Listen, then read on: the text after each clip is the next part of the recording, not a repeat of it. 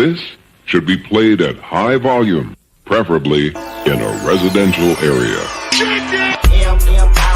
Crooked letter, crooked letter, M, M, I, crooked letter, crooked letter, I, crooked letter, crooked letter, I, back, yeah. I'm everything they claim to be. It's plain to see the way I rock this industry. Rappers, I make them ashamed to be. All these suckers paid the fee. Tap dance for massa, might as well wear a thong and give a lap dance to massa. I'm bringing total disaster, and FEMA won't relieve you. Supposed to love your brother, but you live as a deceiver. Your man fall, you supposed to catch him like a receiver. The grass is high, but I know it's snake and I can see you. I met the fakest people when I came into this truth. They ain't sin, but they claim to live more righteous than you. They say if you ain't in they crew, then you ain't in the truth. That's the reason why I'm so low and move the way I do. If the devil tempted Christ, what you think he'll do to you? Lie to you, whisper sweet nothings and make it sound cool. You a fool if you think it's all peaches and cream. And I ain't Sarah Lee, out here living life like a dream. And I ain't Dr. King. You want the truth? I'ma bless you with it. That faith you claim you got, the Most High gon' test you with it. Just ask Abraham, he almost killed his son to prove it. And he ain't blink, hesitate, or think twice to do it. Ask Job, all his possessions, he had to lose it. Just that kingdom talk, homie, it's bigger than music. False prophets take the Bible and abuse it. Create their own doctrine, and it's still F the police like I'm from Compton. I know Sandra Bland, feel me? I know Philando and Elijah McClain, feel me? I know Tamir Rice and George Floyd, feel me? Tyree Nichols and Jaheim McMillan, feel me? Mississippi, feel me? Tribal Jew.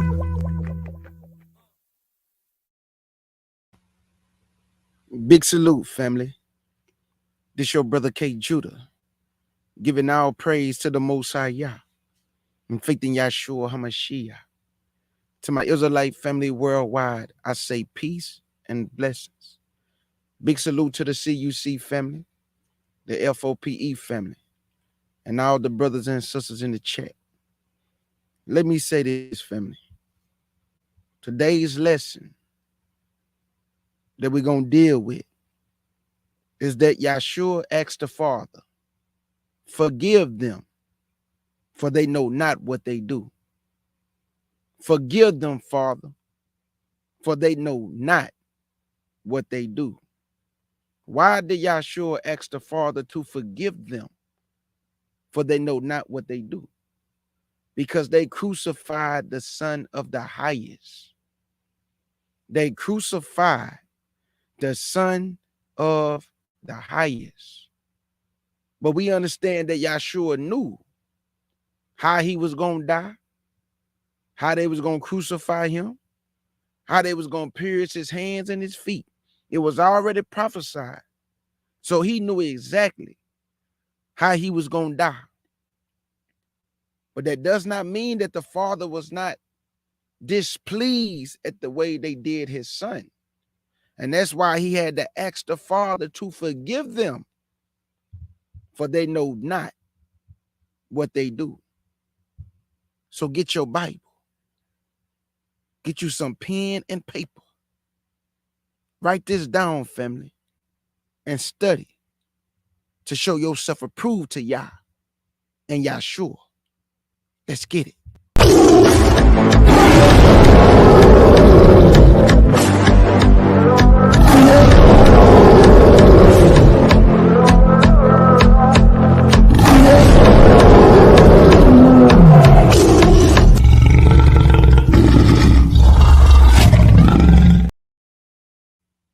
We're going to let the Bible walk this down. We're going to let the Bible walk this down, family. The Bible is about to show you some things in the scriptures that we must pay close attention to, family. I'm going to let the precepts line up with the precepts, and we're going to let the scriptures do all the talking. First, we got to get to the child being born, or being prophesied of being born. Let's go to Isaiah chapter 7.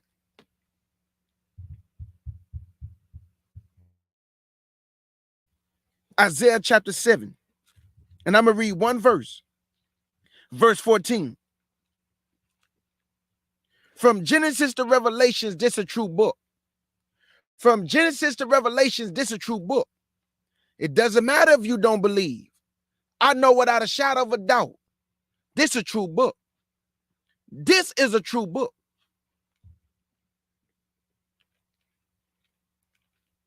I want to say big salute to my Iman listening in the back, and also brother Doc Judah. Isaiah chapter 7 and verse 14.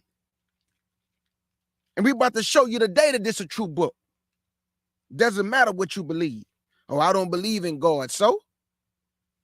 I don't believe in the New Testament. So? I don't believe that God have a son. Man, so.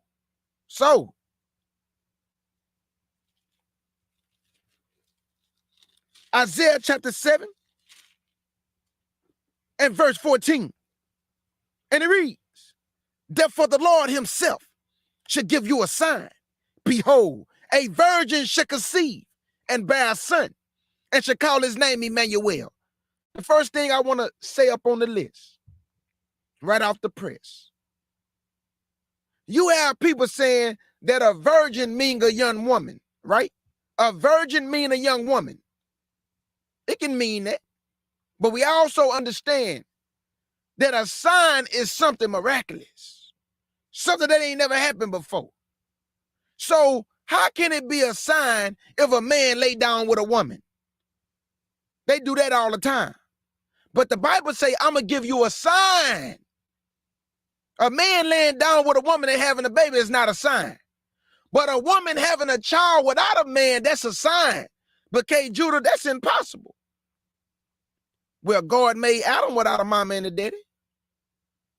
He made Eve from a man's rib without a mama and a daddy. So how is it impossible when he created Adam from the dirt and he don't got no mama and no daddy? Stop trying to limit my father's power. He can do anything, and I mean anything. Let's go to Isaiah chapter 9, because we're walking it down. Isaiah chapter 9, and once this child is conceived, what did the Lord give him? Let's go to Isaiah chapter 9 and verse 6 through 7. Isaiah chapter 9 and verse 6 through 7. And it reads, for unto us a child is born, unto us a son is given, and the government shall be upon his shoulders, and his name shall be called the Wonderful Counselor, the Mighty God, the Everlasting Father, the Prince of Peace, and the increase of his government and peace there shall be no end upon the throne of David and upon his kingdom, to order it and to establish it with judgment and with justice from henceforth forever, even forever. The zeal of the Lord of hosts will perform this. So you see that once the child is born and brought forth, the government shall be upon his shoulders. His name is called the Wonderful Counselor, the Mighty God, the Everlasting Father. Now, Christ is not the Father. Christ is not the Father, but he's the only God you have ever known in his flesh and blood body. You would never deal with the Father in his flesh and blood body. You would never deal with the Father in his flesh and blood body. You will only deal with the Alpha, Yahshua, and the Omega, Yahshua. The God in the beginning and the God in the end. That's Yahshua. You ain't never dealt with the Father. You ain't never seen his face. You don't know what he's shaped like. You ain't never heard his voice. You only been dealing with Yahshua. He flooded the world. That's Yahshua. He destroyed Egypt. That's Yahshua. He destroyed Sodom and Gomorrah. That's Yahshua. This the only God you've been dealing with, family. You would never deal with the Father in his flesh and blood body until the 8th day. That's when you can deal with the Father. Because you won't be after his likeness no more. You will be after his kind, which is spirit beings. Let's go, family, to Isaiah 53. Because now we done got the sign that a virgin go conceive. We went to Isaiah 9, that the government should be up on his shoulder. Now I want to show you in the Bible that it was already prophesied how he was going to suffer, and he knew this. Let's go to Isaiah 53, 1 through 12. Isaiah 53 and 1 through 12. Isaiah 53 and verse 1 through 12, and it reads, whoever believe our report, and to whom is the arm of the Lord revealed, for he should grow up before him as a tender plant, and as a root out of a dry ground. He have no form nor comeliness, and when we shall see him, there is no beauty that we should desire him. He's despised. Read that again, King Judah. He's despised and rejected of men, and a man of sorrow, and acquainted with grief. And we hear as it was our faces from him. He was despised, and we esteemed him not. Surely he hath borne our grief. Surely he hath borne our grief. Surely he hath borne our grief. Listen, family. When you go to Psalms chapter 69, Yahshua made a statement that go over a lot of people's head. Because you got to understand, David is writing it down. David sometimes is talking about his own sins, but it's also prophetic. David is talking about himself in some cases, but it's also prophetic, meaning it go way beyond David. So Christ made this statement. He said, I restored that which I took not away. I restored that which I took not away. What did he restore? Your salvation. Who took it away? Adam. So he said, I restored that which I took not away. Your rightful place to salvation.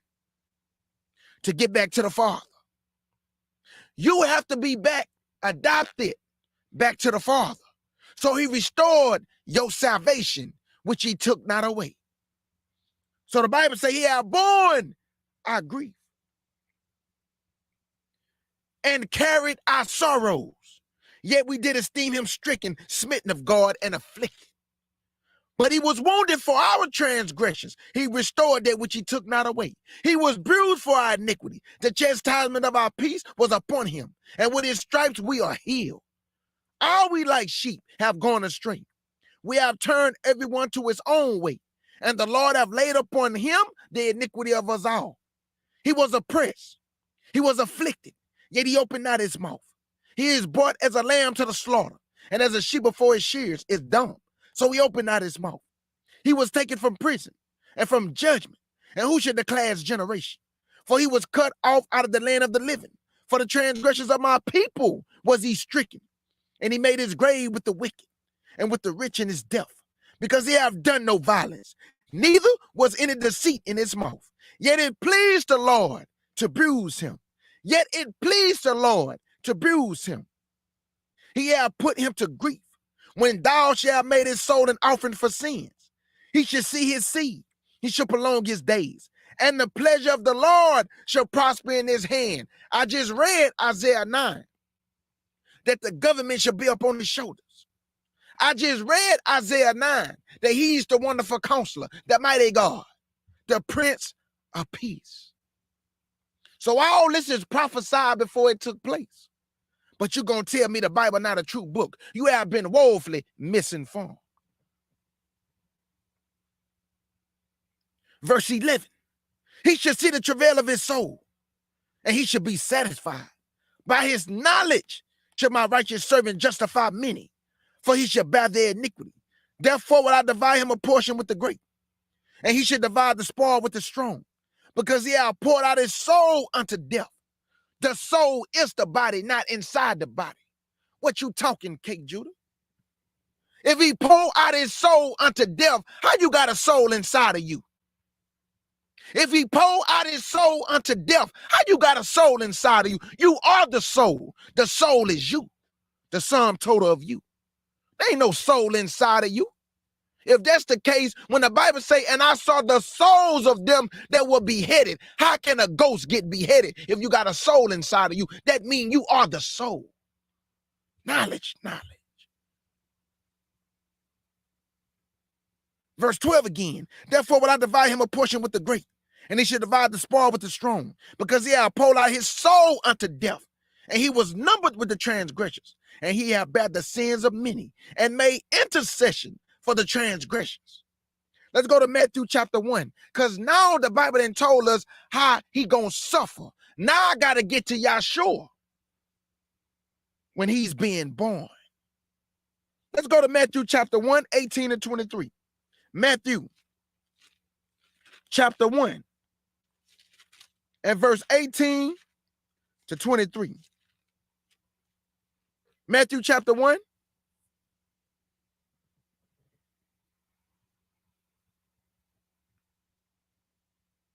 And I'm going to read 18 and 23. And it reads, now the birth of Yahshua was on this wise. When as his mother Mary was espoused to Joseph, before they came together, you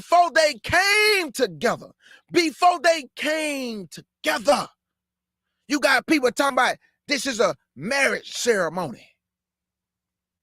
And they talking about before they got married, they already had sex. You have been woefully misinformed again.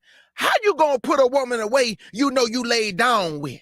Why did the angel have to come and tell you not to put a woman away that you know you laid down with? That mean you saw that belly and you thought she was doing some things that she shouldn't have been doing.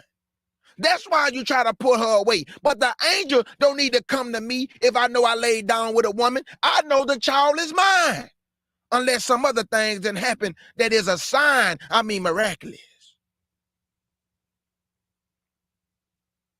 Verse 18 again. Now the birth of Yahshua was on this wise. When as his mother Mary was espoused to Joseph, before they came together, she was found with child. She was found with child of the Holy Ghost. She was found with child of the Holy Ghost.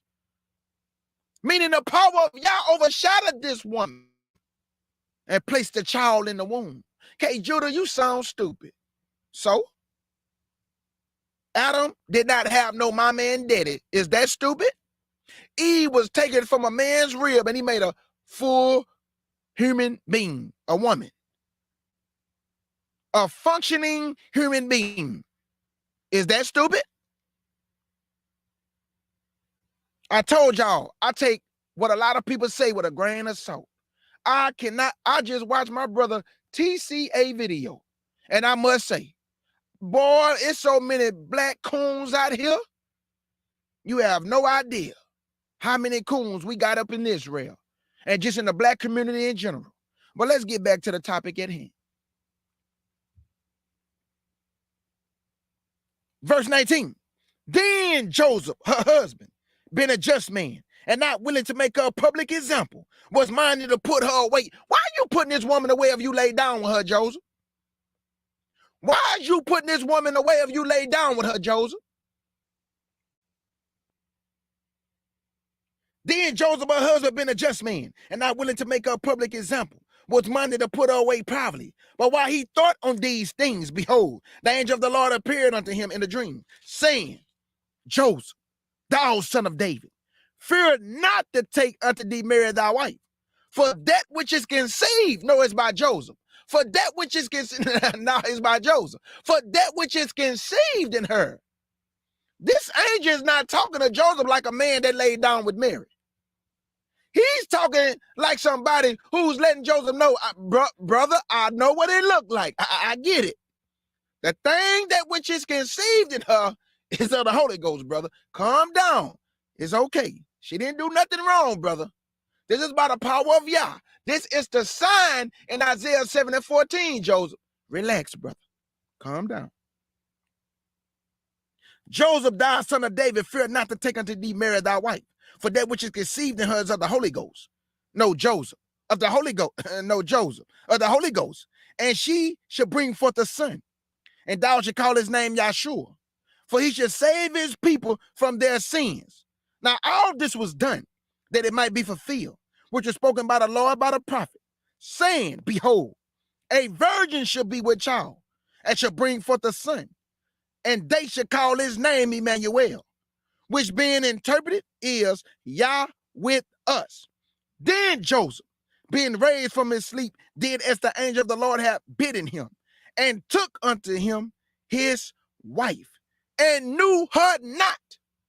You better go read Genesis chapter 5 when the Bible say, and Adam knew Eve. So we know to know your wife mean to lay down with her. Verse 25, and knew her not until, same thing, until, till, She had brought forth her firstborn son, and she called his name, it say Jesus, but Yahshua. I don't understand how Israelites are missing this. But this is why I keep telling y'all, it's better to be chosen than just to be called. I'd rather be chosen because I'd rather have the right knowledge and not just knowledge. The right wisdom, not just wisdom. The right understanding, not just understanding. Knowledge. Let's go to Matthew chapter 3, because now it already been told that Mary was going to bring forth the son, right? Let's go to Matthew chapter 3. Because now I got to get to Yahshua being baptized. Now we got to get to him teaching. And now we got to get to what happened. Let's go to Matthew chapter 3. And I'm going to read verse 1 through 2. Then I'm going to tell you when I'm going to skip down. Matthew chapter 3, verse 1 and 2. And it reads, in those days came John the Baptist, preaching in the wilderness of Judea, and saying, repent ye, for the kingdom of heaven is at hand. Now jump down to verse 7. Verse 7. And it reads, but when he saw many of the Pharisees and Sadducees come to his baptism, he said unto them, O generation of vipers, who have warned you to flee from the wrath to come. Jump down to verse 13 to 17. Verse 13 to 17. And it reads, then cometh Yahshua.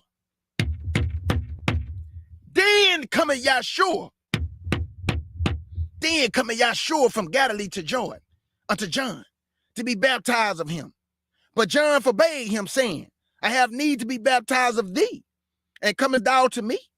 Yahshua answered and said unto him, suffer it to be so now, for thus it becometh us to fulfill all righteousness. Then he suffered him. And Yahshua, when he was baptized, went up straightway out of the water. And lo, the heavens was open unto him.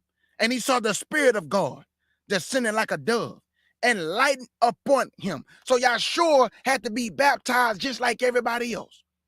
Y'all remember, it behooved him to be made like unto his brethren. So this is a flesh and blood man. So he had to take all the appropriate steps like we had to take.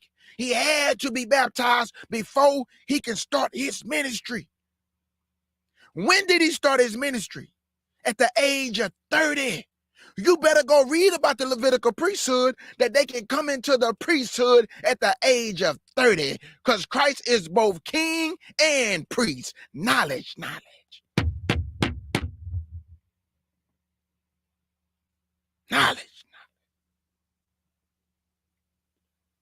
Let's go to Matthew chapter 4, because he was baptized.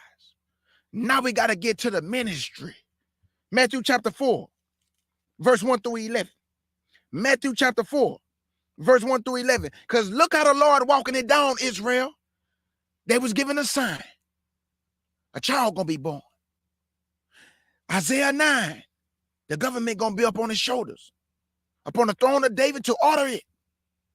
We went to we went to Isaiah 53. It already prophesies what he going to go through and how he going to bear our sins.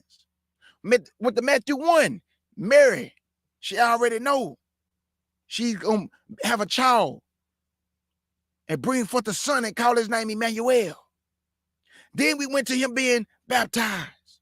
Y'all see what the Lord is doing? Yahshua went through all the steps as a flesh and blood man must need go through before handling Yah's business.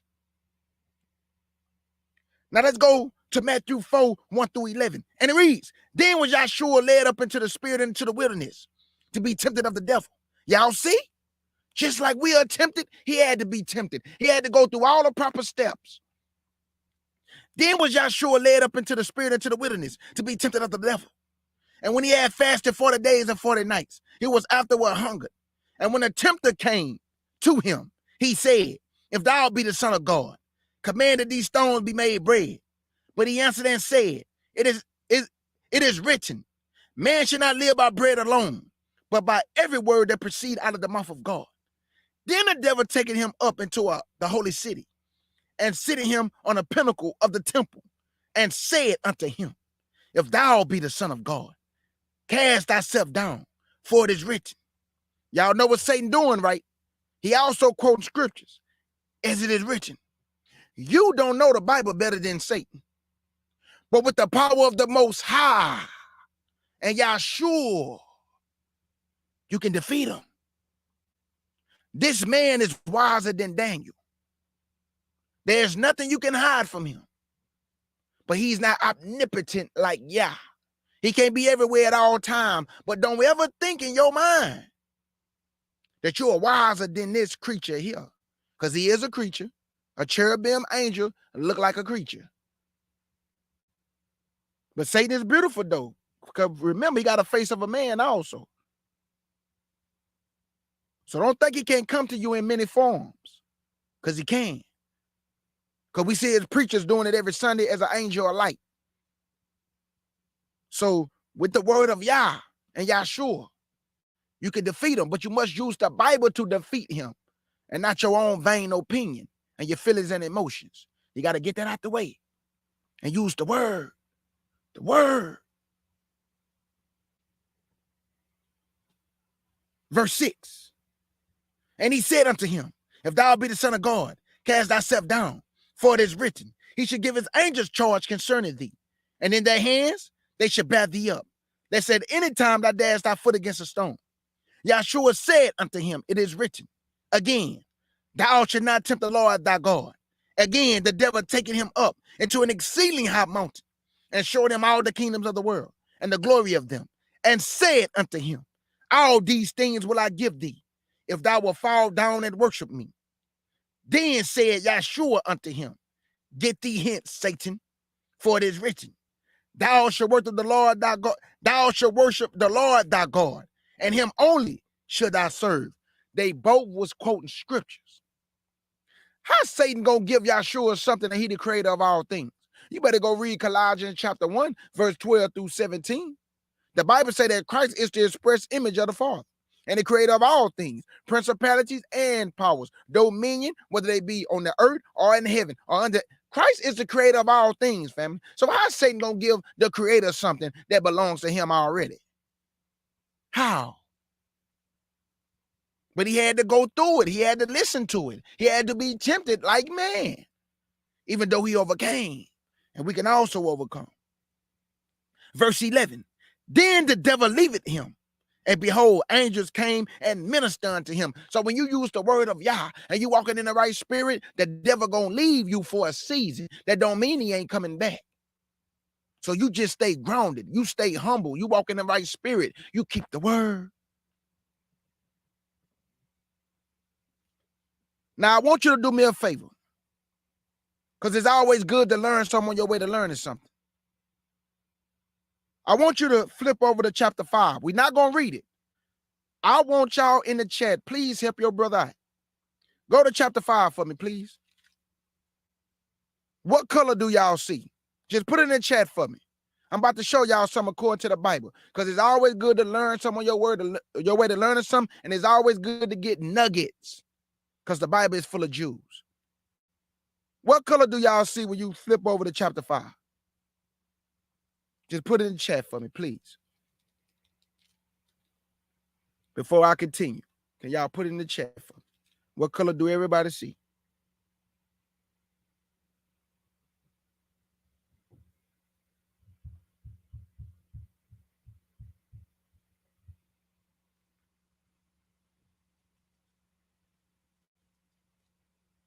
In Matthew chapter 5, family, what color do y'all see?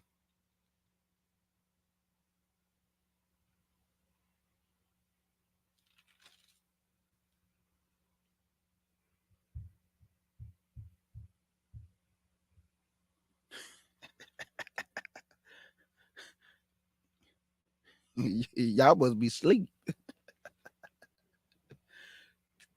Hey, can somebody put the color? Because I'm trying to go somewhere with it, family. Can somebody put in Matthew chapter 5, what's the color? Y'all look out for your brother. What's the color that y'all see in Matthew chapter 5? Because I'm trying to paint a picture.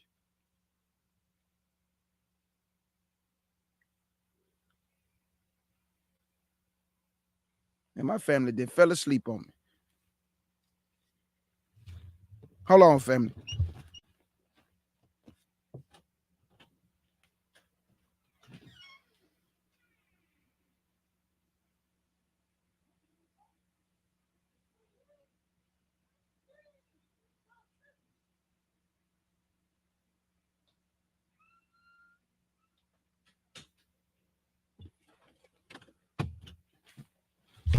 All right, thank you. Thank you. Red. Okay. It's red, right? Well, y'all done fell asleep on y'all brother. Okay, you see red. Now I want you to go to chapter 6. And what do y'all see again? You see red, right? Chapter 6, chapter 7, we see red. Chapter 8, we see a lot of red. Okay? Now watch this. From chapter 5, he's preaching with no opposition. Chapter 6, he's preaching with no opposition. It's all red. Chapter 7, he's preaching with no opposition. Chapter 8, he's preaching. We see some red up in there. Now watch this though. Now I'm about to go to chapter 9. This when Yahshua started to get all the opposition. From chapter 5 through 8, he was preaching the word. His fame went out throughout all the world. Everybody was coming to him. But then something happened in chapter 9. And I'm about to read it right now. Matthew chapter 9 and verse 1 through 8. Let's see what happened. Matthew chapter 9, verse 1 through 8. And it reads, and he entered into a ship and passed over and came into his own city. And behold, they brought unto him a man sick of the palsy, lying on the bed. And Yahshua, seeing their faith, said unto the sick of the palsy, Son, be of good cheer. Thy sins be forgiven thee. And behold, certain of the scribes. Oh, hold up. Hold up. Who? So from 5 through 8, there was no opposition, family. That's why you see everything written in red. He was just teaching. He was giving the word. He was handling business. But then you see what? Opposition. Opposition. Verse 3. And behold, certain of the scribes said within themselves, this man blasphemy. And Yahshua, knowing their thoughts, said, wherefore think ye evil of your heart? For whether it's easier to say, thy sins be forgiven thee, or to say, arise and walk. But that ye may know that the Son of Man hath power on earth to forgive sins. Then said he to the sick of the palsy, arise, take up thy bed and go unto thy own house. And he arose and departed to his own house. But when the multitude saw it, they marveled and glorified God, which had given such power unto men. So this is when all the trouble finna start. This is when all those Pharisees came out of nowhere. Because y'all remember from 5 through 8, Christ is just teaching is already, and his fame was going out, and everybody was hearing about what he was doing. And here come the haters. Here come the haters. Here come the opposition. Let's go jump down to verse 10. Verse 10. And it reads, and it came to pass, as Yahshua sat at meat in the house, behold, many publicans and sinners came and sat down with him and his disciples. Jump down to verse 16 through 17. 16 through 17. And here go the problem right here with these Pharisees. Listen. No man putteth a piece of new cloth upon an old garment, for that which is put in it to fill it up, take it from the garment, and the rent is made worse. So you can't bring your philosophy of traditions of man, your doctrine, when Christ already bringing the right doctrine. Just like your clothes. You can't put no old cloth in no new garment. It's going to make it look crazy. What else you want us to know, Yahshua? Neither do men put new wine into old bottles. They were still under the traditions of their fathers, the traditions of man, while Christ already bringing the new way, which is under Yahshua HaMashiach. So you can't put no old wine into new bottles. Keep your traditions over there. We want that new wine, the right wine that go with the new bottle. Knowledge. Neither do men put new wine into old bottles, else the bottles break and the wine runneth out and the bottles perish. But they put new wine into new bottles and the bottles are preserved. Understand what Yahshua is saying, family. It's the word. It's the word that he was talking about. Doctrines of men trying to bring their old way into Christ's way. It's just not going to work. Christ's way is the new wine. The scribes and Pharisees, they had the old way, which is old bottles of wine. But we don't want those bottles. We want Yahshua bottle. Knowledge. Let's go to Matthew chapter 12, verse 1 through 14. Matthew 12, verse 1 through 14. Matthew 12, verse 1 through 14, and it reads, at that time, Yahshua went on the Sabbath day. Here come now y'all remember, from chapter 5 through 8. Now from 9 on, all opposition. Listen one more time for the people in the back, to the people to my left, and the people to my right. When you go read Matthew chapter 5 through 8, there is no opposition. From 9 on, from chapter 9 on, all opposition. They was envious and jealous of Yahshua. Straight haters. And if he walked the earth today, all your mega preachers would want him dead. Because he would be busting their head to the white meat with knowledge, wisdom, and understanding. And they don't want him to move out the way because they would not want the Gentiles to take their spot and their position and their riches. So they'll want him dead. Verse 1 again, at that time, Yahshua went on the Sabbath day to the corn, and his disciples were hungered and began to pluck the ears of the corn and to eat. But when the Pharisees saw it, they said unto him, behold, thy disciples do that which is not lawful to do upon the Sabbath day. Traditions of man, the old bottles of wine. Verse 3, but he said unto them, have ye not read what David did when he was a hungered, and that they were with him, how he entered into the house of God, and did eat the showbread, which was not lawful for him to eat, neither for them which were with him, but only for the priests?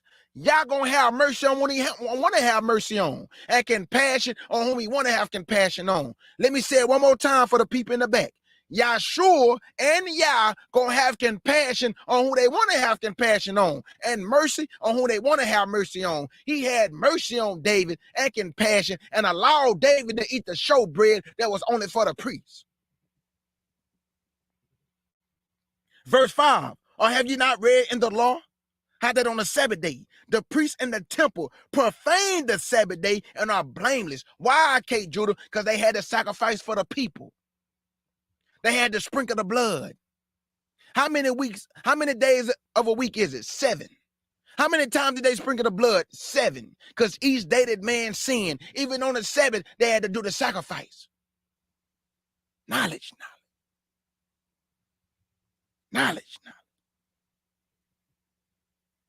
Verse 6, but I say unto you that in this place is one greater than the temple. But if you have known what this meaneth, I will have mercy and not sacrifice. You would not have condemned the guiltless. For the Son of Man is Lord even of the Sabbath. Who gave the Sabbath day? For the Son of Man is Lord of the Sabbath. Who gave the Sabbath day? For the Son of Man is Lord of the Sabbath. You never dealt with the Father. When Christ said, let us make man in our image, he was talking to his Father. Because when the Bible say, and God created the heavens of the earth, you have to understand what that means. It's called Elohim. It's in a plural form. Elohim is always used in a plural form, meaning more than one. It's a God family. One family with more participants in the family. And that's what Yah is trying to do. He's trying to bring you into his family. It's called the God family. That's why he said you are gods. But you're going to die like men. Because God is creating gods. Little G's, not the big G. I remember somebody asked me a long time, and I'm going to tell y'all something. When the Most High give you an ability and a gift, people are going to ask you just stupid stuff. So I did a lesson one time called Man Created to Be God. Boy, somebody called me on my phone. Are you trying to say we're going to be like the Most High? Anybody with common sense, no, that's not what I'm saying. But boy, when you bringing forth stuff, people just get in their feelings. And they want to ask you stuff to try to trip you up. So you got to be cautious with people, man. Anybody know that I'm not saying we're going to be like the Most High? He called us gods with the little G's. So yes, man is created to be God. Just stick with the book and move your feelings out the way. Because I deal with the book. Verse 9. And when he was departed thence, he went into the synagogues, and behold, there was a man which had in his hands withered. And they asked him, saying, Is it lawful to heal on a Sabbath day? That they might accuse him. And he said unto them, What man should there be among you that shall have one sheep? And if he fall into a pit on the Sabbath day, would he not lay hold on it and lift it out? How much then is this man better than a sheep? Wherefore it is lawful to do well on the Sabbath day. You got people telling people you can't leave your house. You can't make no sandwich. You can't take no bath. You can't do nothing, family. You can't use toilet paper. You got to get enough toilet paper before the Sabbath day comes. This is the doctrines that people say. This, I told y'all, do not be over righteous over much. That is the dumbest thing I ever heard in my life, that you can't leave your house on the Sabbath day. But the Bible just say you can do good on the Sabbath day. So if somebody want me to come teach the word, you think I'm going to stay in the house? I'm going to get in my car and go teach the word. But I'm going to make sure that I have gas before the Sabbath day hit. So I can just get in my car and I don't got to buy or sell. But I'm going to get in that car and I'm going to go teach that word, because I done did it before when one of my friends from the 5th Ward Boys, legendary rap group, called me to come to the studio to teach the word. I got in my car and went and taught the word on the Sabbath day because the Lord put it in my spirit to do so. So I don't listen to people, y'all. I get all my guidance from Yah. Father, should I go or should I forbear? Put in my spirit, boy, go teach my word, boy. That's what I call you to do. Go do it. So I got in the car and did it and came back home full of joy that they got that knowledge. Verse 13, then say he to the man, Stretch forth thy hand. And he stretched it forth, and it was restored whole, like as the other. Then the Pharisees went out and held a council against him, how they might destroy him. Christ did no wrong to these men. Christ had no sin. No guile was found in his mouth. What did he do wrong? He did nothing wrong. It's that his fame went out. It's that those miracles he was performing and the word was cutting them to the soul. The words was cutting them to the soul. So that's why they was mad at Yahshua. He was cutting they behind with the word, not his own vain opinion, but with the word. Because the word is life. Let's go to Matthew chapter 15, verse 1 through 9. Matthew 15, verse 1 through 9. And then I'll tell you when I'm going to skip down. Matthew 15, verse 1 through 9. And it reads, Then came the Yahshua scribes and Pharisees, which were of Jerusalem, saying, Why do thy disciples transgress the traditions of the elders? For they wash not their hands when they eat bread. But he answered and said unto them, Why do you also transgress the commandments of God by your traditions? For God commanded, saying, Honor thy father and thy mother. And he that curseth father or mother, let him die to death. But ye say, Whosoever shall say to his father or his mother, It is a gift, by whatsoever thou mightest be profited by me. So a lot of y'all, not y'all, but a lot of people, they say, man, I'm taking care of my mom and my daddy. They can't tell me nothing. I'm taking care of them. I'm paying for this and that. So you think you can disrespect them. But Christ say, The Bible say, let him die to death who don't honor his father and his mother. But they said, well, if I'm taking care of her, she can't tell me nothing. I do what I want to do. My daddy can't tell me nothing. That's what he's saying, family. Let me read it again for the people in the back. Verse 5, But ye say, Whosoever shall say to his father or his mother, It is a gift, by whatsoever thou mightest profited by me, and honor not his father or his mother, he should be free. Thus have you made the commandments of God of none effect by your traditions. Ye hypocrites, where did Isaiah prophesy of you, saying, This people draw not unto me with their mouth, and honoring me with their lips, but their heart is far from me. But in vain do they worship me, teaching for doctrines,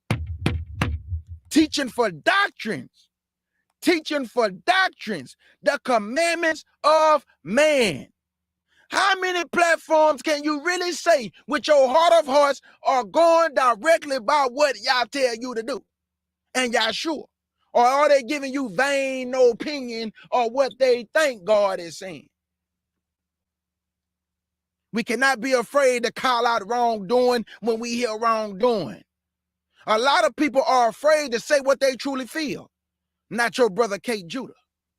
I'm going to go at all false doctrine when I hear false doctrine to keep my people on the right track. If you disagree with me going at people who teaching lies, you ain't never heard me call these people name. I just attack the doctrine. I don't attack people. I go at the doctrine. I don't attack people. The doctrine is wrong. I'm going at the doctrine, not the person. I let y'all deal with the person. I'm going at the doctrine because I don't want my people to be deceived by a half-breed. Nothing. Jump down to verse 12 through 14. 12 through 14. And it reads, Then came his disciples and said unto him, Knowest thou that the Pharisees were offended after they heard this saying? But he answered and said, Every plant which my heavenly Father have not planted should be rooted up. Let them alone. They be blind leaders of the blind. And if the blind lead the blind, both shall fall into a ditch. Then answered Peter and said unto him, Declare unto us this parable. And Yahshua said, Are you also yet without understanding? Do you not yet understand that whatsoever entered into the mouth goeth into the belly and is cast out into the throat? But those things which proceeded out of the mouth coming from the heart, and they defiled the man. For out of the heart proceeded evil thoughts, murder, and adulteries, fornication, theft, false witness, blasphemies. These are the things which defile a man. But to eat with unwashed hands defileth not a man. And please, all y'all out there in the back, all the way in the back, far in the back, please don't get too technical on the Lord. He not saying that don't wash your hands. He just letting you know it just don't defile a man. If a man don't wash his hands, he's not being condemned, but he should wash his hands though. Because that's nasty when you just go pick up your chicken and you ain't wash your hand touching on the doorknob. You just got all work. Yeah, wash your hands. But the Lord is telling them, man, you're not going to get condemned for not washing your hand. These are traditions of men, family. These are traditions of men. Let's go to Matthew chapter 16. Now y'all see from chapter 9, what do you see? All opposition. All opposition. From chapter 5 through 8, there was no opposition in Matthew chapter 5 through 8. But when you get to chapter 9 and beyond that, all opposition from the Pharisees and Sadducees. He went through all opposition from these Pharisees and Sadducees. Let's go to Matthew chapter 16, verse 1 through 12. We're about to give you some more opposition. Matthew chapter 16, 1 through 12. And it reads, the Pharisees also with the Sadducees came and tempting, desired him that he would show them a sign from heaven. And he answered and said unto them, When it is evening, ye say, it will be fair weather, for the sky is red. And in the morning, it will be foul weather. Today, for the sky is red and lowering. O ye hypocrites, ye can discern the face of the sky, but can ye not discern the signs of the times? A wicked and adulterous generation seeketh after a sign, and there should be no sign given unto it, but the sign of the prophet Jonah. And he left them and departed. And when his disciples was come to the other side, they have forgotten to take bread. Then Yahshua said unto them, Take heed and beware of the leaven of the Pharisees and of the Sadducees. And they reasoned among themselves, saying, It is because we have taken no bread. Which when Yahshua perceived, he said unto them, O ye of little faith, why reason ye among yourselves? Because ye have brought no bread. Do you not yet remember, neither remember the 5 loaves of the 5,000, and how much baskets ye take it up? Neither the 7 loaves of the 4,000, and how many baskets ye take it up? How is it that you do not understand that I spake it not to you concerning bread, that ye should beware of the leaven of the Pharisees and of the Sadducees? He's talking about false doctrine, Because a little leaven leavened the whole lump. A little leaven leavened the whole lump. So if you spread false doctrine, so I can't worry about people's feelings, y'all, because a little false doctrine was spread and it leavened the whole lump. And now we got a whole doctrine and people arguing and fight over things they can't find in the Bible. So it's my job and my duty to sound the alarm. So it's not about going to other Israelites. It's about keeping you on the right track, on a narrow path that leads to Yahshua and Yah. False doctrine is spreading everywhere. So by me being called what grandma said, what God put in grandma to tell me, I can't worry about feelings. Because if I don't warn you, if I don't go at false doctrine and I say, I don't want to attack that because people going to think I'm going there. People, I don't want to do that because people, I can't worry about that, family. This is life and death. Verse 12. Then understood they how that he bade them not beware of the leaven of bread, but of the doctrine. Read that again, King Judah. But of the doctrine, one more time, King Judah. But of the doctrine of the Pharisees and of the Sadducees. Y'all get it? Beware of the doctrine, not bread, but the leaven. Because a little leaven leavened the whole lump. Let's go to Matthew 21. Matthew 21. And verse 1 through 13. Matthew 21, all opposition, y'all. That's all y'all surely is getting is all opposition, y'all.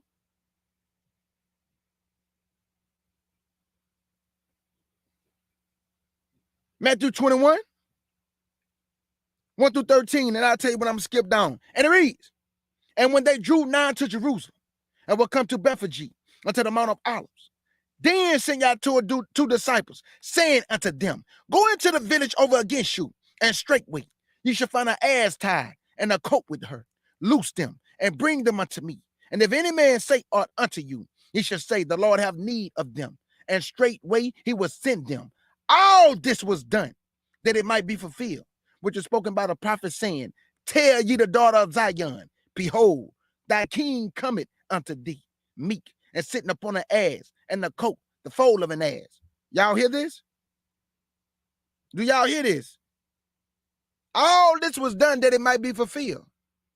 So I keep telling people, to the law and to the testimony. To the law and to the testimony. That's why Christ spoke everything from the Old Testament, because he was testifying of himself. The record that the Father gave of the Son to testify of things written in the old manifested in the new. That's how the disciples knew when Peter said, you are the Son of God. And he said, oh, Peter Bonjona, nobody could have revealed this to you but Yah, because of the testimony, testifying, testament.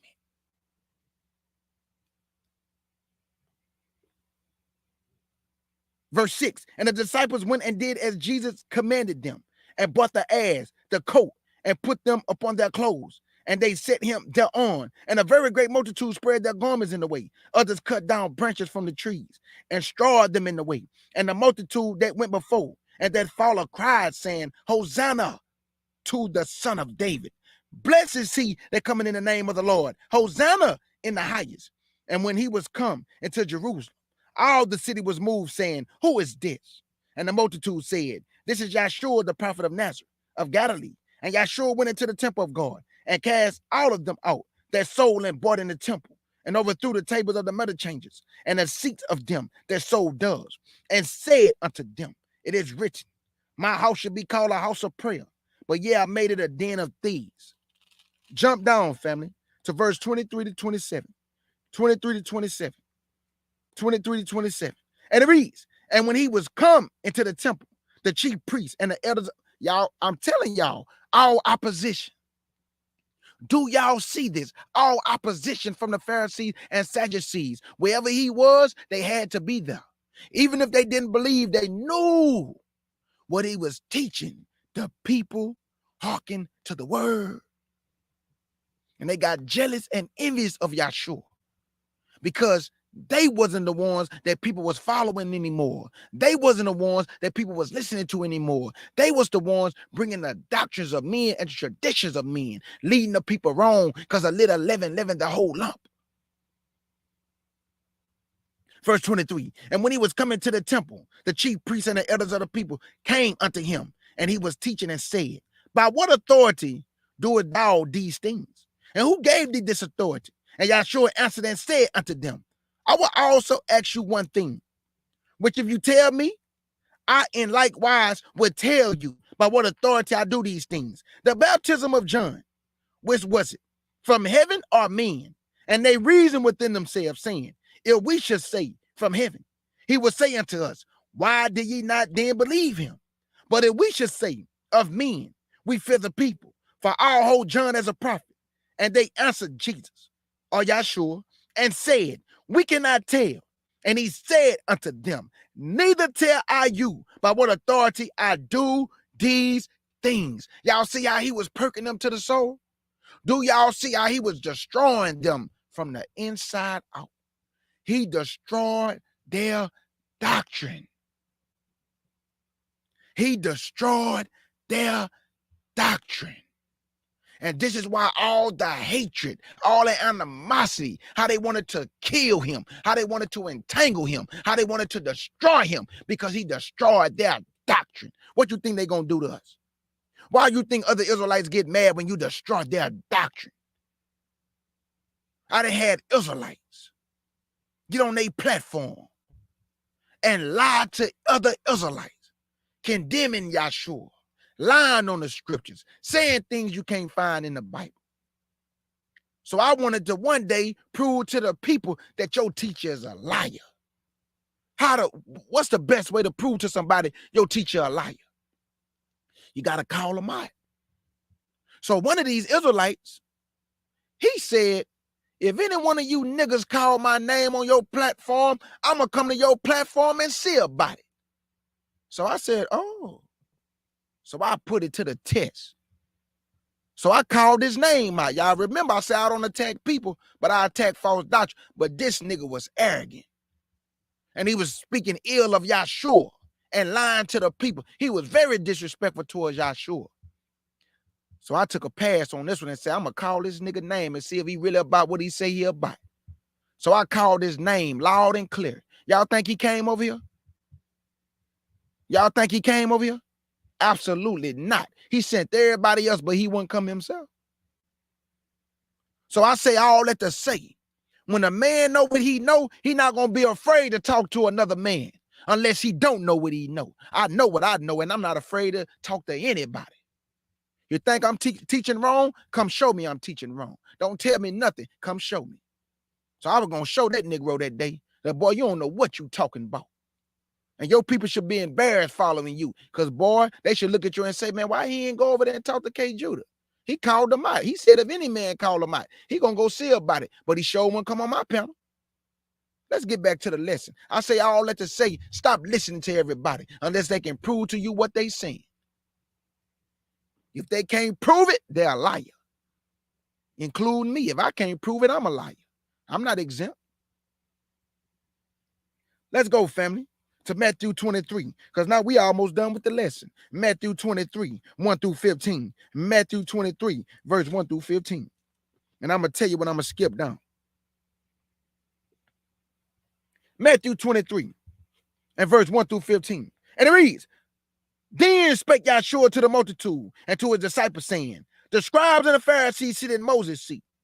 All therefore whatsoever they bid you, observe and do. But do ye not after their works. For they say and do not.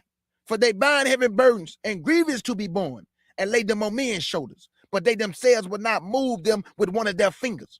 But all their works they do for to be seen of men. What a lot of your Israelite teachers do. They want to be seen and worshiped by men, family. That's why I don't do other interviews on other people's channel. If somebody was to ask me, hey, brother, can I interview you? The answer is no. What I'm getting interviewed for? Just listen to the word, man. I'm not into all this interviewing and want to go from platform to platform because I take everything that a lot of people say with a grain of salt. If you can't show me and prove to me, I can't rock with you. Because I don't got time for no lies and no false doctrine, family. This is serious business. This is serious. And it scared me. Man, now I don't know if it scared a lot of people, But to teach wrong scare me. And I'm not playing that game. That scared me, man. So that's why I rightfully divide it and dissect it right. Because I'm not trying to deceive no Israelite. Because I'm not playing with your salvation. And I'm not playing with mine. So I just give you advice, family. Be careful who you give your ears to. Because one thing I notice about a lot of platforms, everybody else is false but themselves. And I know false doctrine when I hear it. And I hear a lot of false doctrine, a lot of it. I hear a lot of false doctrine. Like one of the doctrines I hear too much is we African. But God never called me an African. Let me say that one more time. We African, but I can't find I'm African in the Bible. I come from the land of Ham. But when I read Jubilees, we had no inheritance with Ham. See what I'm saying? Go read it for yourself. Read Jubilees chapter 8 and chapter 10, and also chapter 9. And you tell me, did we get inheritance with Ham? That's why I say, man, I'm going to dissect it to the tit and the dot.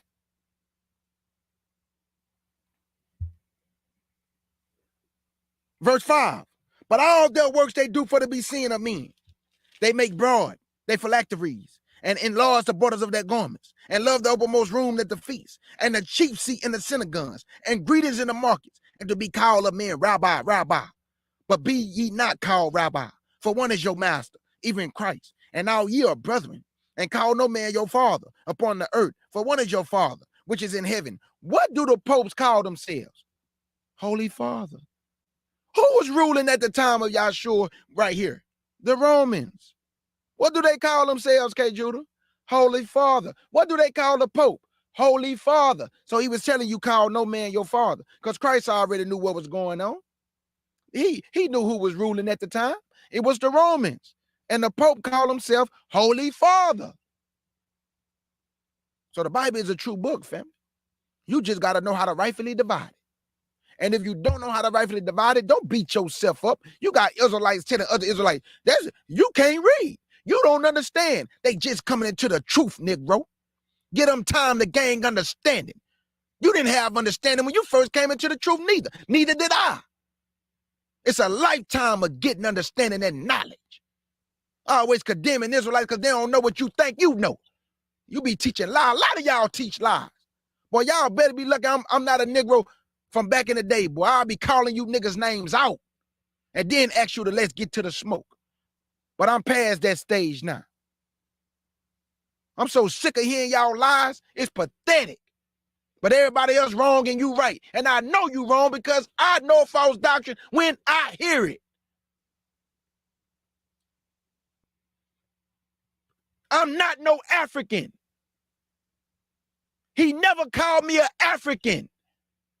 But y'all keep calling me African Hebrew Israelites. I'm not no African. And I don't got no problem with Africans. But I'm not an African. And every time I ask somebody, can you show me in the Bible where Ham lost his culture, his tongue, his inheritance? You can't find it.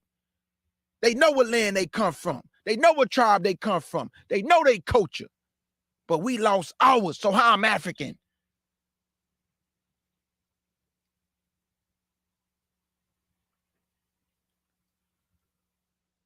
Verse 11, but he said that is greater among you should be your servant. But he that is greatest among you should be your servant. And whosoever should exalt himself should be abased. And he that shall humble himself shall be exalted. But woe unto you, you scribes and Pharisee hypocrites, for ye shut up the kingdom of heaven against men. For ye neither go in yourselves, neither suffer ye them that are entering in to go in. Woe unto you, you scribes, you Pharisee hypocrites, for ye devour widow houses, and for a pretense make long prayers. Boy, I remember one time we was having Thanksgiving, and my grandmother prayed so long, I was so mad and hot. She prayed for a whole hour just to eat some food. I was just looking at her like, if you don't stop playing with God, sitting up here praying for a whole hour just so we can eat. Sit your butt down, Granny. Everybody was looking at her like, man, are you serious? Let me keep going with the lesson, though. Yeah, I got mad at Granny, because that was just ridiculous. You don't do all that just to pray over some food, dog. Come on now. You making long prayer for what? Don't be over righteous over much, Israel. Get to the point when you talk to God, because he don't like all that talking.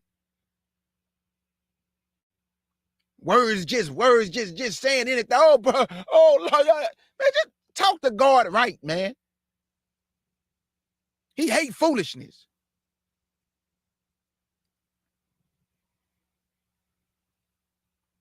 Verse 13. But woe unto you, scribes, you Pharisee hypocrites, for ye shut up the kingdom of heaven, and against men. For neither ye go in yourselves, neither suffer ye them that are entering in to go in. Jump down to verse 23 to 27. 23 to 27. And it reads, woe unto you, scribes, you Pharisee hypocrites, for ye pray tithes and mint and annas and cummins. You don't give nothing, but want somebody else to give something. And have omitted the weighted matters of the law, judgment, mercy, faith. These are you have done, and not leave the others undone. Ye blind guides. A lot of your teachers are blind, y'all. I mean, y'all better start fact checking all of us. Fact check everybody. If they ain't coming from the scriptures, you better not listen to them.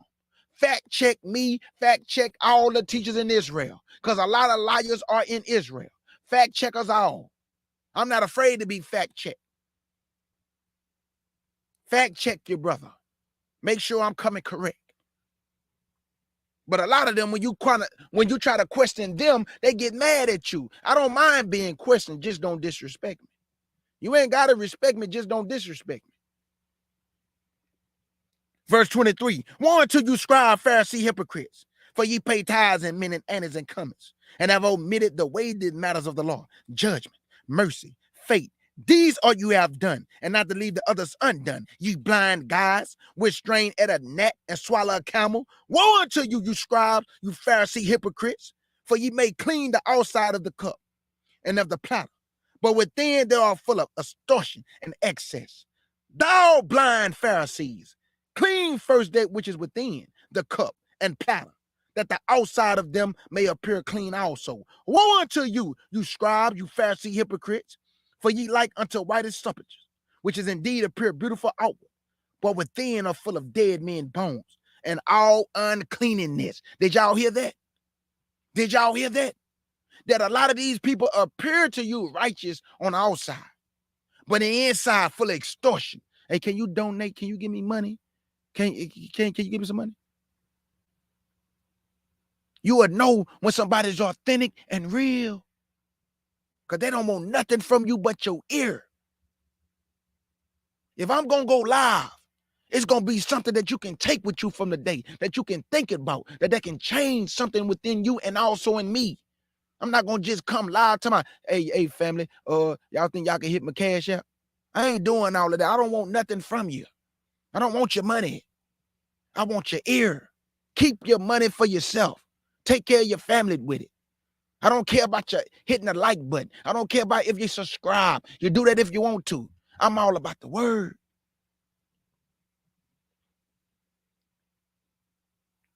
Let's go to Matthew. No, let's go to John. Let's go to John chapter 11, and I'm almost done. John chapter 11 and verse 47 to 54. John chapter 11. And let's go ahead and run it down now. Let's just let the Bible run it down. John chapter 11 and verse 47 through 54. John chapter 11 and verse 47 through 54. And it reads, then gathered the chief priests and the Pharisees at council and said, what do we? Look at these men up here holding a counsel against the Messiah who never committed sin. No God was found in his mouth. He never did nothing wrong, only did good. And these wicked, perverted men got the audacity to hold a counsel because they worried about their seat and authority with the Romans. They killed their own kind. Now, don't get it twisted now. Don't get it twisted. Herod also had his people. Herod also had his own Pharisees and scribes. And we know that to be true. The Herodians or something like that. So all I'm saying is that they killed Yahshua without a cause. And that blood going to be up on them in that resurrection too. You better believe it. But he did ask the Father to forgive them. But I don't know how that's going to go on that day. what they did to the Son of God. Woo, that's gonna be scary, boy. You better hope you pray and make it by the skin of your teeth. You better pray and hope you make it by the skin of your teeth. That's all I can say.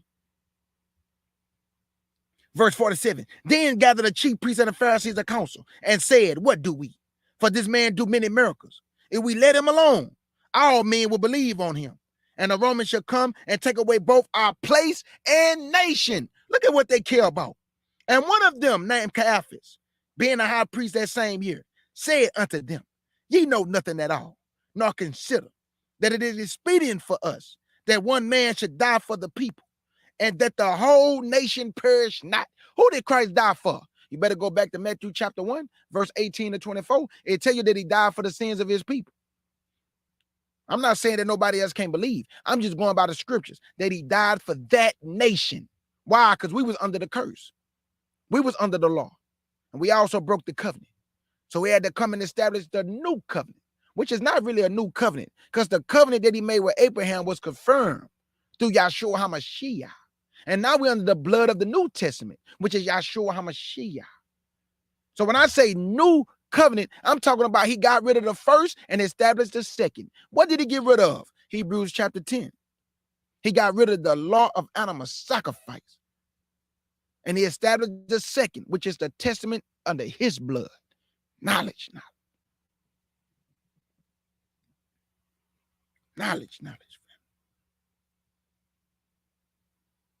Verse 51. And this spake he not of himself, but being high priest that same year, he prophesied that Yahshua should die for that nation. And not for that nation only, but that also he should gather together in one the children of God that were scattered abroad. That's our northern kingdom brothers. Listen again. He didn't only die for that nation, which was the Jews, the southern kingdom, but he shall also gather together our other brothers who were scattered abroad. Who is that? The northern kingdom. Knowledge. Let's go, family, to Matthew chapter 16 and one verse 21. Matthew chapter 16 and one verse 21.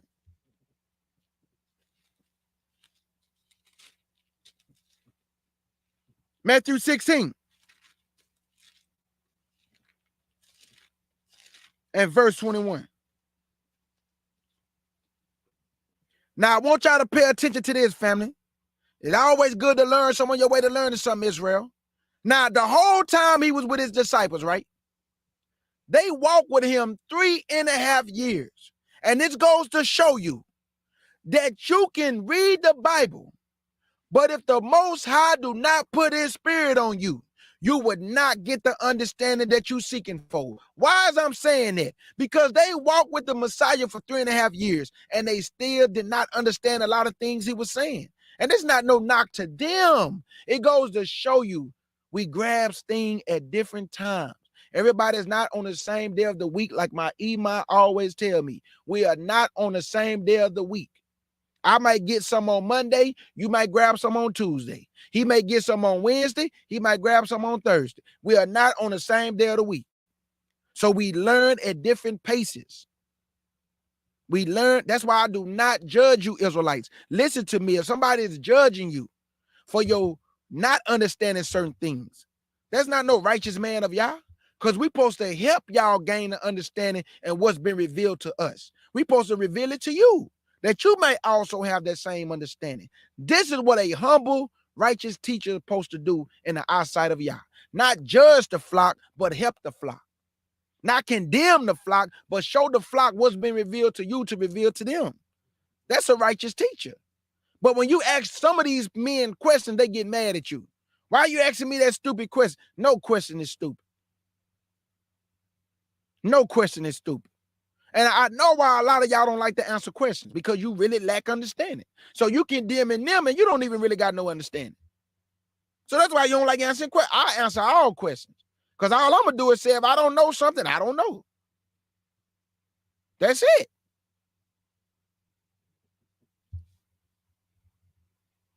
Matthew 16 and verse 21. And it reads, for that time, listen again, y'all.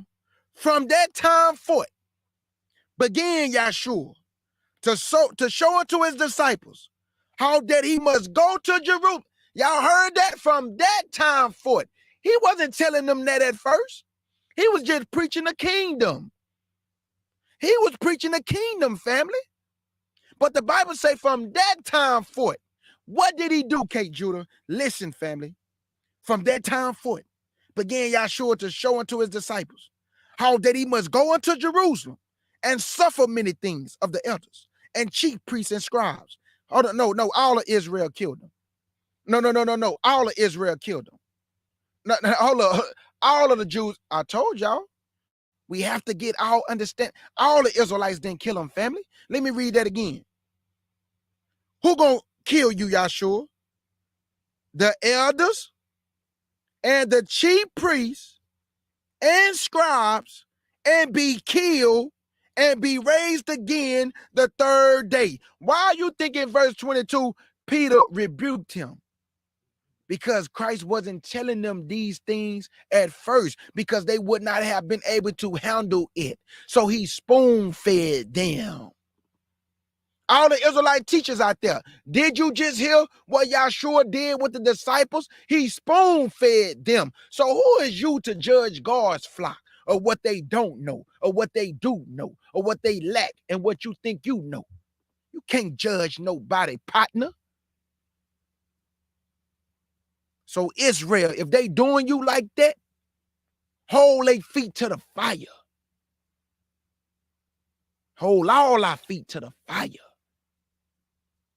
Because if we say we've been called to do this, we're supposed to have a certain type of spirit and represent Yah right.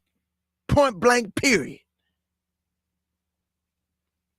Let's go to Matthew 26. Now we're getting down to him being crucified, and this lesson is almost done, family. Now we're getting down to when they about to kill him. Because look at everything we went through. We went to the child being born, the government gonna be up on his shoulders, Isaiah 53, the suffering, Matthew chapter 1:18, the child being born. Then he was baptized, right? And then he was tempted of the devil, and then he started his ministry. And from chapter 5 through 8, there was no opposition. And from chapter 9 beyond, all opposition. Wherever Christ was, the Pharisees and Sadducees was right there mocking, scorning, trying to trip him up in his words, thinking they were smarter than him, but he put them to shame, meaning the doctrine. So let's get close to the crucifixion. Let's go to Matthew 26. Matthew 26. And your brother K. Judah gonna read 1 through 4, then I'm gonna tell you what I'm gonna skip now. Matthew 26, verse 1 through 4, and it reads, and it came to pass, when Yahshua had finished all these sayings, he said unto his disciples, ye know that after 2 days is the feast of Passover, and the Son of Man is betrayed to be crucified. Y'all heard that, right? Then assembled together the chief priests and the scribes and the elders, the same people that he just told the disciples that was going to kill him. He said the scribe, the elders, and the priests. These are the people that came to arrest him. Not all the Jews, family. Of the people, unto the place of the high priest, who was called Caiaphas, and consulted that they might take Yahshua by subtlety and kill him. But they said, not on the feast day, lest there be an uproar among the people. Now jump down to verse 14 and 15. 14 and 15. And it reads, then one of the 12 called Judas Iscariot went unto the chief priests and said unto them, what will you give me? And I will deliver him into your hands. And they covenanted with him for 30 pieces of silver. What can I find is it that was already prophesied? Let's go to Zechariah chapter 11 and we coming right back. Zechariah chapter 11 and verse 12. The Bible say line must be up on line. So I put one line with another line that's going to explain another line. I put one precept with one precept that's going to explain another precept. The Bible paints a picture and you get you that understanding. That's knowledge. Let's go to Zechariah chapter 11. And we're going to read one verse. Verse 12. Zechariah chapter 11 and verse 12. And it reads, and I said unto them, if you think good, give me my price. And if not, forbear. So they weighed for my price 30 pieces of silver. Knowledge. Now let's go back to Matthew 26. And this time, verse 15 through 16, that I'm going to tell you when I'm going to skip down. Verse 15 through 16, that I'm going to tell you when I'm going to skip down. Verse 15 through 16, and it reads, and said unto them, what will ye give me? And I will deliver him into your hand. And they covenanted with him for 30 pieces of silver. And from that time, he sought opportunity to betray him. And from that time, he sought opportunity to betray him. Y'all hear this? Jump down to verse 20 to 25. 20 to 25. And it reads, now when the even was come, and he sat down with the 12, and as they did eat, he said, verily I say unto you, that one of you should betray me. And they were exceedingly sorrowful, and began every one of them to say unto him, Lord, is it I? And he answered and said, he that dippeth his hand with me in the dish, the same should betray me. The Son of Man goeth, as it is written of him. But woe unto that man, by whom the Son of Man is betrayed. It had been good for that man, if he have not been born. Then Judas, which betrayed him, answered and said, Master, is it I? He said unto him, thou hast said. Man, this man was arrogant, y'all. This man say, is it I? Sad, boy, he had already covenanted with them for 30 pieces of silver. So he already a marked man. You made a covenant. That's like shaking hands. You made a covenant with them to betray the Messiah, innocent blood, for 30 pieces of silver. Jump down to verse 38 to 46. 38 through 46. And it reads, then said he unto them, my soul is exceedingly sorrowful, even unto death. Tarry ye here and watch with me. And he went a little further and fell on his face and prayed, saying, O my Father, if it is possible, let this cup pass from me. Nevertheless, not as I will, but as thou wilt. And he come unto his disciples and findeth them asleep, and said unto Peter, what? Could ye not watch with me 1 hour? Watch and pray, that ye enter not into temptation. The spirit indeed is willing, but the flesh is weak. And went away again a second time. And man, his flesh is getting to him, family. The flesh is getting to the Messiah. He went away the second time and prayed, saying, O my Father, if this cup may not pass away from me, except I drink it, thy will be done. And he came and found them asleep again, for their eyes were heavy. And he left them and went again and prayed the third time, saying the same words. Then cometh he to his disciples and said unto them, sleep on now and take your rest. Behold, the hour is at hand, and the Son of Man is betrayed into the hand of sinners. Knowledge. Verse 46, rise, let us be gone. Behold, he is at hand that doeth betray me. Judas Iscariot. Let's go, family, to Matthew chapter 27. And we got 4 more scriptures after this, and we out of here. Matthew 27 and verse 1. Matthew 27 and verse 1. And it reads, when the morning was come, all the chief priests and elders of the people took counsel against Yahshua to put him to death. Man, they hear counsel after counsel after counsel. They wanted Yahshua gone. And what you think these preachers will do today? They will want him gone, because the people that run this country is going to take away what? Their spot. That's what they thinking. And their authority. So they will want the Messiah gone. They preach the Messiah today, but if he actually walked the earth, they will be Pharisee and hypocrites. Nothing is new under the sun, family. It's all a replay of what's been before. Nothing new under the sun. We're just a replay back. That's it. Let's go, family, and jump down to verse 30 to 33. 30 to 33.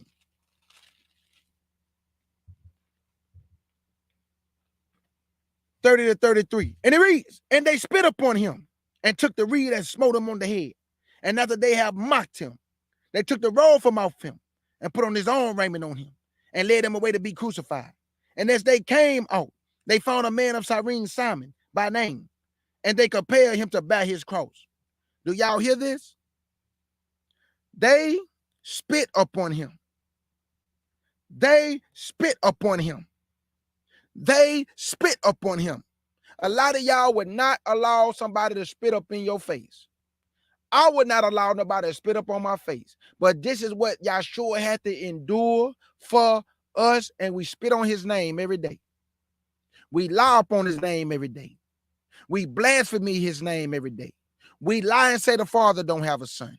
We lie and say Yahshua never existed. When you say he never existed, you are saying that he never died and rose on the third day, making his death of none effect. And you have been woefully misinformed.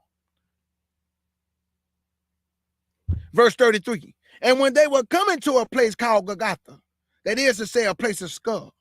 Now jump down to verse 35. Verse 35. And it reads, and they crucified him and parted his garments, casting lots, that it might be fulfilled, which is spoken by the prophet. They parted my garments among them, and upon my vesture did they cast lots. Now jump down to verse 39.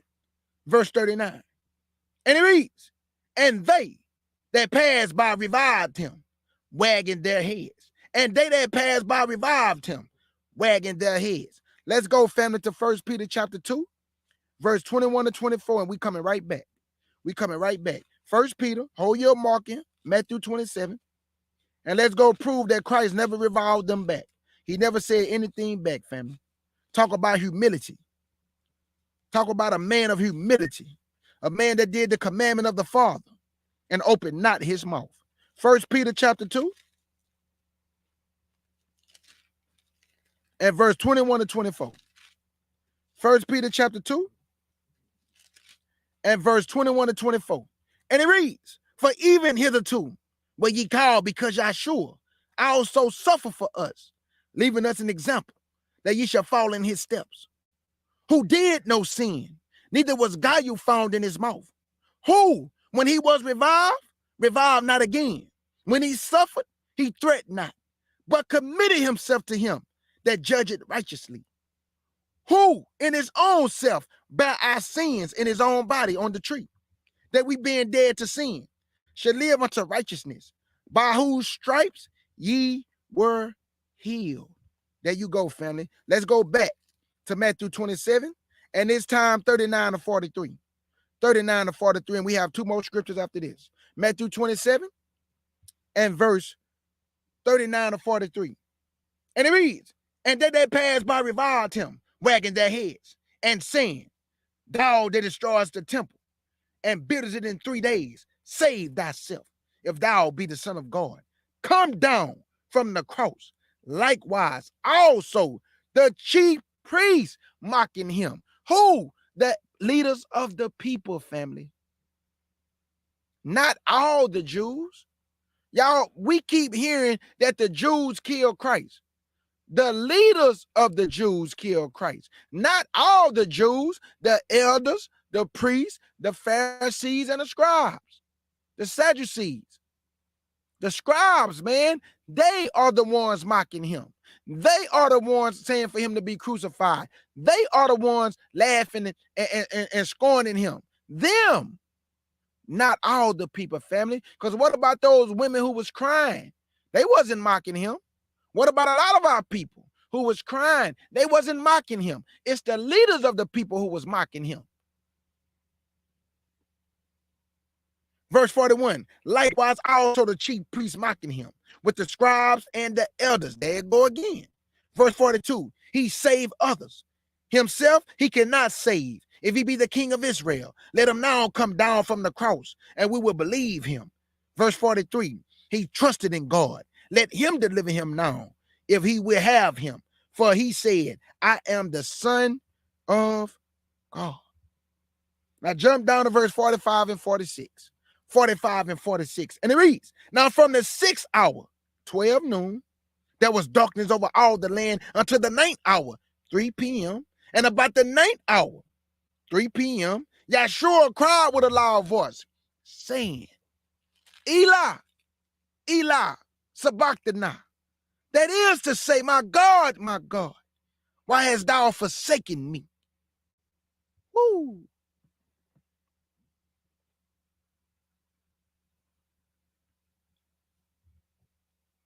I got to bag up a little bit. I want to read you verse 45 and 46 again for the people in the back and the people to my left and the people to the right. Listen to this plea for my King to the Father. And sometimes we feel like we are being forsaken, but the Father would not forsake those who do not forsake him. Verse 45. Now from the 6th hour, 12 noon, there was darkness over all the land until the 9th hour, 3 p.m. And about the 9th hour, 3 p.m., Yahshua cried with a loud voice, Eli, Eli lama sabachthani. That is to say, my God, why hast thou forsaken me? Jump down. No, before we jump down, listen.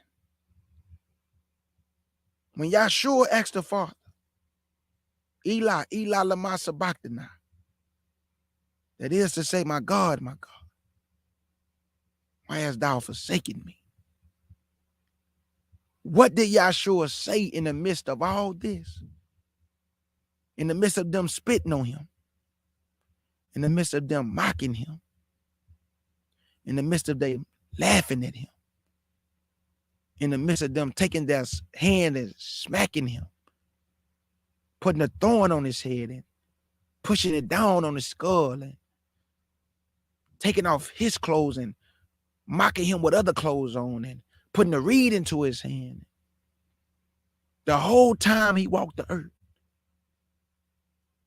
From Matthew chapter 9 and beyond, it was opposition. They held counsel after counsel, how they might kill him and entangle him in his words. But the word that he spoke out of his mouth defeated the gainsaying and destroyed all lies. The word that he spoke was life and spirit. And because of Yahshua worship his Father in spirit and truth, and because the word is spirit and life, and because Yahshua is also the truth and life, he asked the Father this right here, family. Let's go to Luke 23 and verse 34. And I have one more scripture after this. Luke 23 and verse 34. This is Luke chapter 23 and 34. Then said Yahshua, Father, forgive them, for they know not what they do. Read that again, K. Judah. And Yahshua said, Father, after all the mocking, Father, even though they spit on me, Father, even though they held counsel to kill me, Father, even though they was trying to entangle me in my words, Father, even though they mocked me when I was hanging on that tree, my hands was pierced, my feet was pierced, they pierced my side, Father, they are mocking me. Why hast thou forsaken me? But I want you to do something for me, Father. And Yahshua said, Father, forgive them, for they know not what they do. That's humility. And we are not like him, but we're trying to become like him. But boy, we got a long way to go to act something like this with your enemies. Let's go to the last place. Matthew 27 and verse 46 again. Matthew 27 and verse 46 again.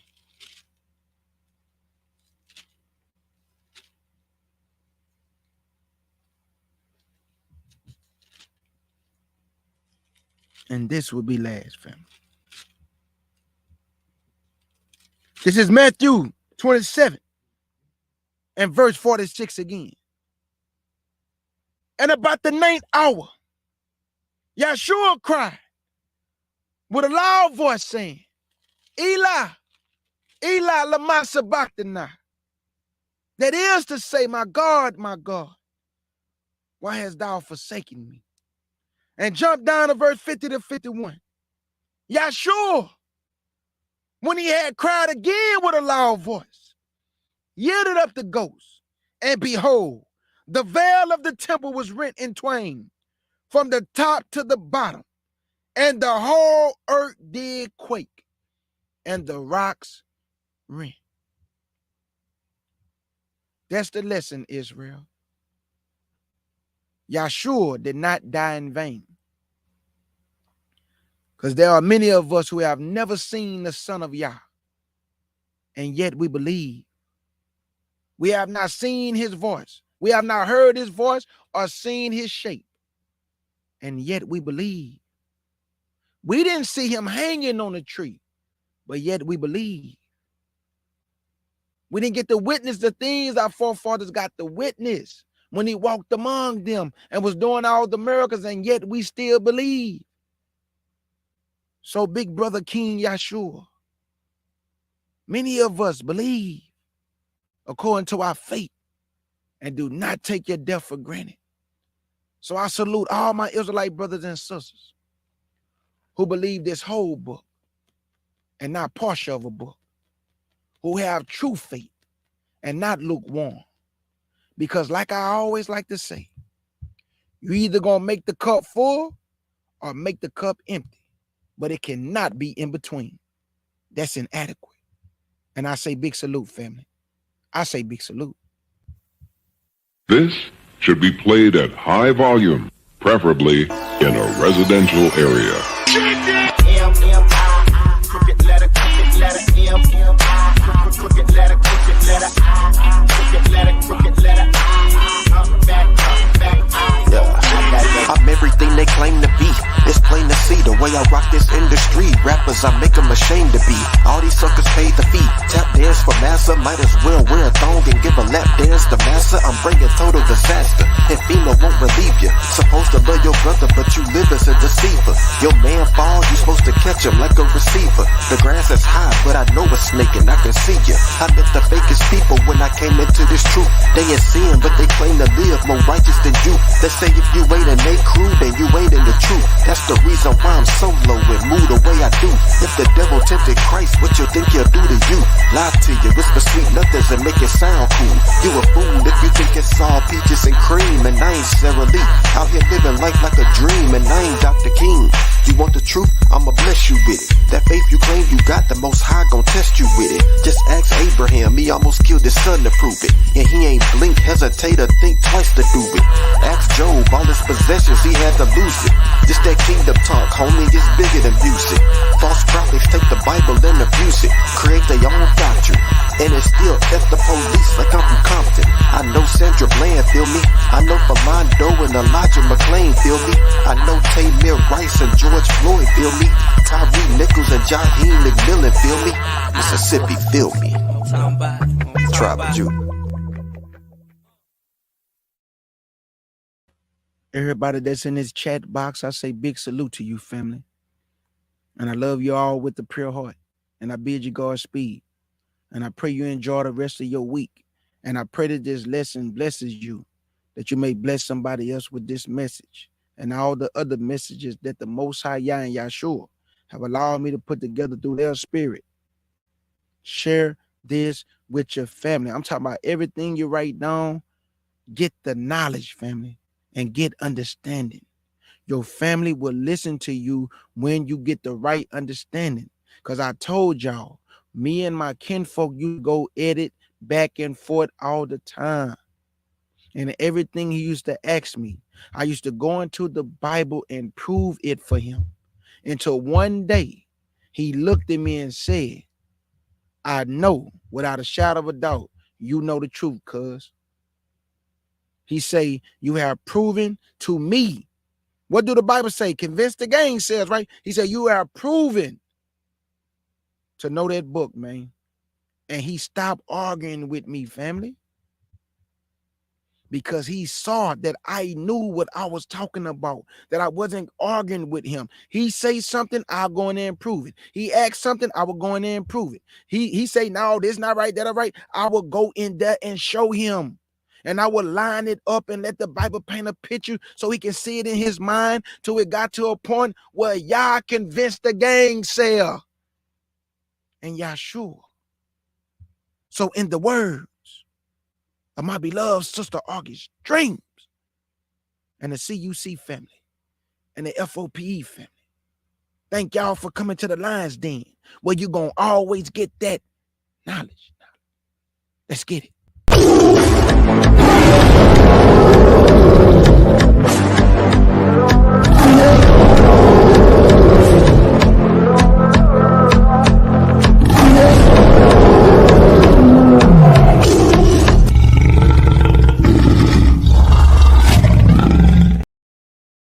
Skeletor fan, I see you in the building, my brother. I know you're just coming in, but big salute to you, Skeletor fan, and all my other brothers and sisters in the chat. Many blessings to y'all, Israel. And I just want to say this. I got a commentary coming on what happened in Alabama. Me and my sister Oracle, this Saturday, we're going to do commentary and give our take on what happened in Alabama. Alabama, you made me proud to be a Black American, and I love you. We should make this a national holiday on this day to remember that Negroes stood side by side, and I pray we can carry this on to many more years and generations. And your brother K. Judah want to say, for all the people who got hit in the head with a chair with a headache, shalom.